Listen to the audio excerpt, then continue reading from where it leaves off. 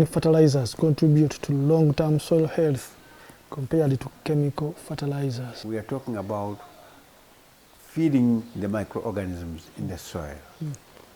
So if you are feeding, and we are also saying the soil fertility depends on how active the microorganisms are. And therefore, organic fertilizers support the growth of microorganisms.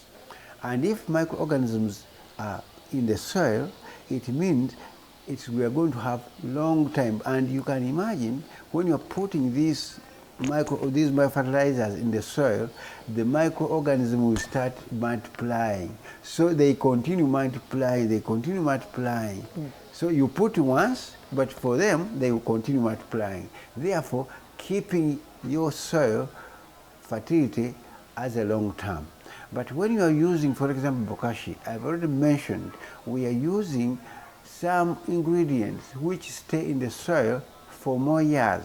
For example, charcoal can stay in the soil for 30 years, but during that time is releasing organic matter slowly.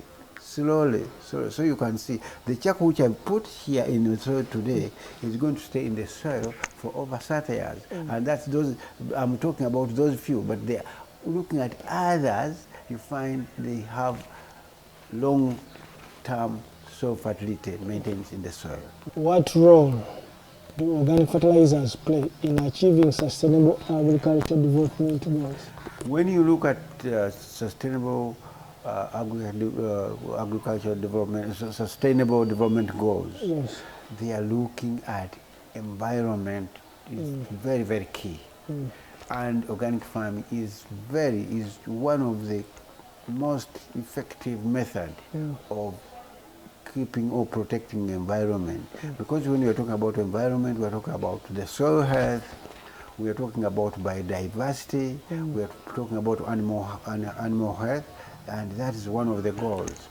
So, but also looking at ensuring that people are able to use their local resources to actually improve their livelihood. People improving their livelihood. We are looking at people improving their livelihood, and organic farming can improve the livelihood of the people. The goal are looking at ensuring that people are healthy, people become healthy, there is health. So organic farming provides healthy foods, and once people eat healthy foods, it means they're going to be healthy, and also you find the diseases which might come will not be able to come and affect our people. So I think organic farming is one of the best system which is going to support the sustainable development millennium goals. In terms of nutrients availability, how do organic fertilizers differ from inorganic inputs? The nutrients are soluble. As soon as they are put on the soil, they will be leached. In organic fertilizers, they have a mixture of soluble and insoluble nutrients. And these insoluble nutrients can only be made available to the plants through the activity of microorganisms. So the microorganisms, you see, when you look at the plant, the way it feeds, the plant manufactures sugar. And when you look at the sugar manufactured of the plant, it uses only 40% of the sugar it manufactures. The 60% goes into the soil. Now the microorganisms are able to dissolve the minerals. Now so the microorganisms live in a symbiotic relationship with the plant. Therefore, you find the plant gives the sugar and the microorganisms give the minerals. So you find sometimes the minerals are locked up, but they can only be opened by the microorganisms. So they give the nutrients to the plant. So you find there is no leaching.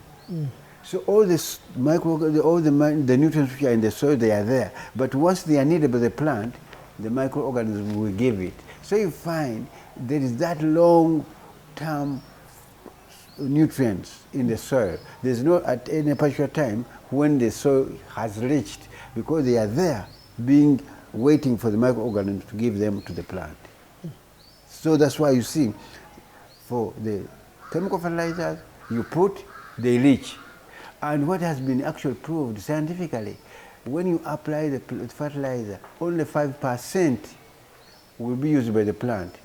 95% leaches.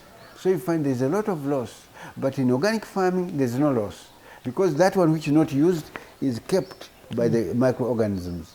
The one which is actually used is given to the plant. So there's that symbiotic relationship between the plant and the microorganisms. What extent can organic fertilizers reduce dependence on imported chemical fertilizers in Africa? When you look at organic fertilizers, all the ingredients used in making organic fertilizers, they are locally available here. They are locally available. So when you are going to start manufacturing the organic fertilizers, you don't need to import anything. You don't need to import. You use the locally available resources to make your own fertilizers. So you are not depending. For example, you just had this war, Ukraine war. I don't know how it affected, but it affected our fertilizer flow.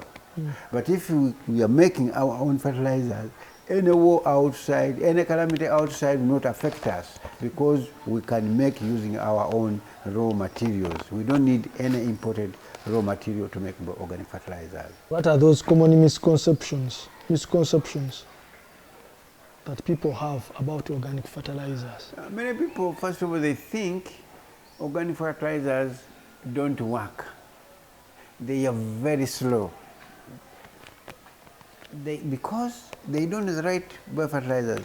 Another thing which people think that it is very hard. It's hard work making biofertilizers. They are thinking about collecting materials, but now there is a new system. But also they say you cannot use organic fertilizers on large areas, and these are. And yet, it's possible. These are just misconceptions. What innovations are emerging in the production and commercialization of organic fertilizers? Yeah, I would say when you talk about climate change, as I said, organic fertilizer depends on recycling of organic matter. And if we are to recycle all the organic matter, it means we are reducing on the greenhouse emissions. For example, if we could be able to use all the garbage, the organic garbage, instead of just dumping it, we make organic fertilizers, then that emission is gone. But also when we are talking about organic fertilizers, we are using crop residues, we are using animal residues, and those ones, instead of affecting our climate, we are now recycling them. Therefore, making organic fertilizers is just recycling, which is a better way of mitigating climate change. Now, looking at how can it be commercialized, we just need, for example, we have a lot of raw materials in the markets. All our markets have a lot of organic matter. Once these ones are separated, there are technologies now which can actually ferment this, and then we make huge amounts of organic fertilizers. Therefore, the chances are high. As we talk now, there are some companies which have actually started recycling this organic matter, and once they have commercialized it. So once people are, I think it is a mindset change. If people can understand the importance of organic fertilizers, then commercializing it becomes very, very easy. But also I think we need to see the testing. The testing is still lacking here. So we need our scientists to really improve on the testing, because sometimes they test on the nutrients. But organic fertilizers doesn't mean only nutrients. It looks at the organic matter content, it looks at the microorganisms which are in there. So we really, our scientists now need to change the way of testing our organic fertilizers. Then they will be quite happy, they will see that these organic fertilizers are very, very effective and they can be commercialized. What are the cost benefit implications of shifting from chemical to organic fertilizers for a small hold farmer? Organic fertilizers don't have any toxicity,